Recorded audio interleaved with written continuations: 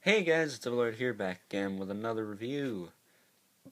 Excuse me. And today we are having a look at the Bionicle Skull Warrior from the reboot 2015. Forgot to put one little thing in there. But yeah, I gotta say these new Bionicles are freaking better than the last ones I had. They don't break. But here's a look at the box. It's ages 7 to 14. That's just a suggestion. Set number 70791. 102 pieces. $15 price tag. And in the bottom there it says Skull Warrior.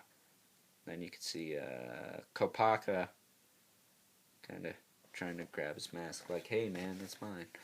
Then on the back, you can see him displayed with his bow on his back. Yes, you can do that. And he's got the rapid fire and the pop-off mask gimmick. Then the instruction manual. It's just standard fare. It ends on page... Oh gee. How many pages of building is this stinking thing? What? Do they not have page numbers anymore? Ends on page 30, so give or take 25 pages of building. Or less, depending on how many ads are in the front. And then you can see all of his pieces there. His piece count. In case you're missing anything, you can call Lego and give them heck for screwing you over. There's a combination model, which I'm not going to do because I'll freaking lose stuff. Like the time I tried to rebuild all my Girl Factories. You can get this guy, Skull Slicer, and Skull Basher, and make that. And then you can see all of them there going at it. That Skull Grinder looks fantastic. I gotta get me one of those. I believe he comes with the Ikimu dude, or the mask maker. They have real names, but they don't call them that, which is kind of stupid. But oh well. Never noticed that in the back before. So, and there's a win. They got rid of the Psycho Kid. I guess that's good. But yeah, nonetheless. Nonetheless. Oh, wait a minute. Let me just throw these boxes out.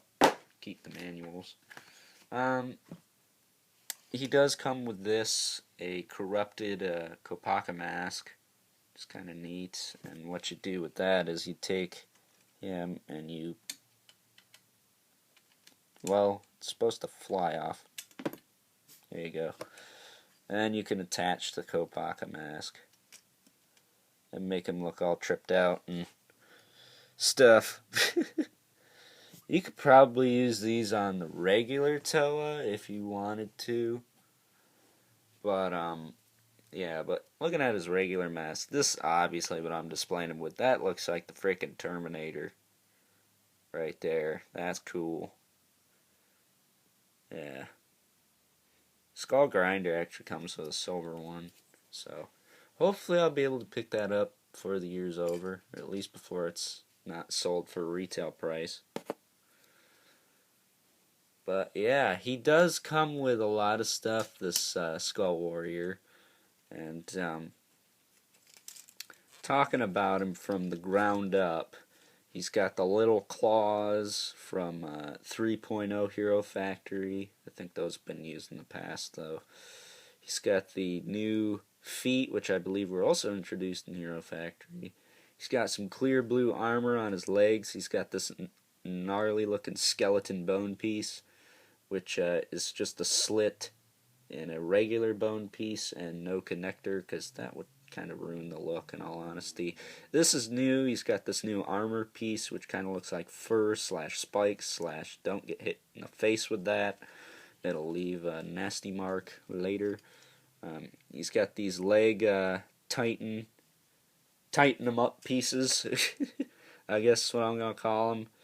They kind of strengthen the joint so it doesn't get loose and the figure falls over constantly. He's got this awesome ribcage piece. He's got this awesome chest print. If I can move his bow out of the way, you can see it's kind of like rib cage with some chains and stuff. Really neat. Skull mask we already talked about. Clear orange armor piece. Another one of these guys. And then his bow. He's got the regular hands introduced in Hero Factory, but his bow is just a combination of Technic pieces. It's got this awesome clear sort of rib cage looking piece. It's got two of those. Then it's got the stud shooter, and I'm only going to do this once.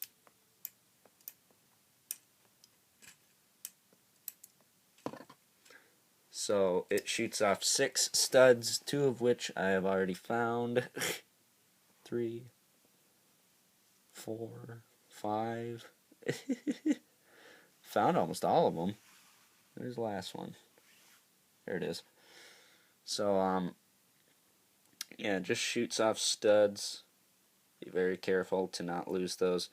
But what it does is it's just a little sort of notch that pushes them out. So it's friction based, which is cool. But I guess if you wanted to, you could use like clear studs or to represent different ammo types. But these just peg in like any old studs. I guess if you wanted to, you could take like minifigure skulls and use those as missiles. That would be kind of neat. But I don't have any, so that's not gonna happen.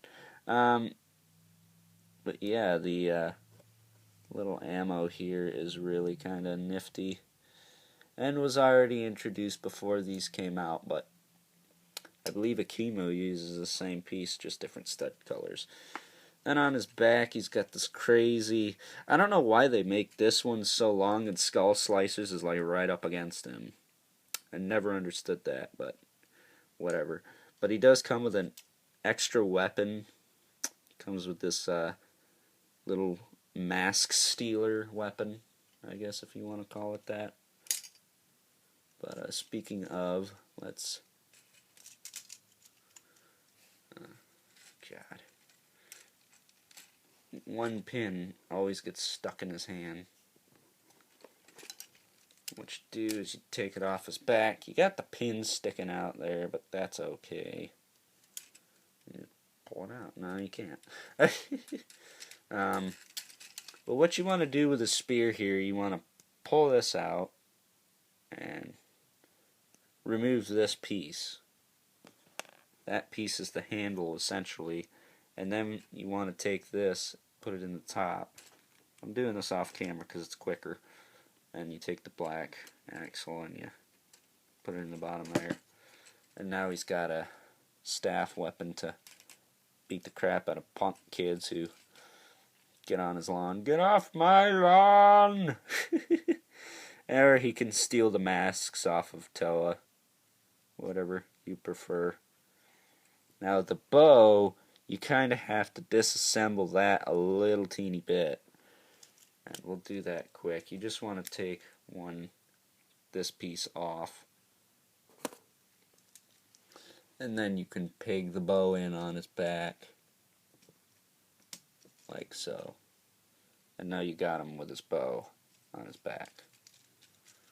But if you don't want to do that, you just do what I did in the beginning. You assemble his butt back together. and you display him as such.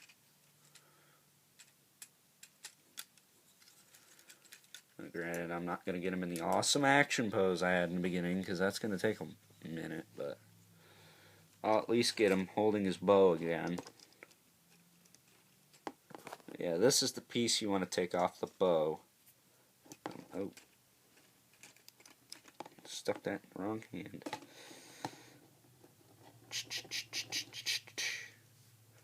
Yes, this piece goes where that went, right here.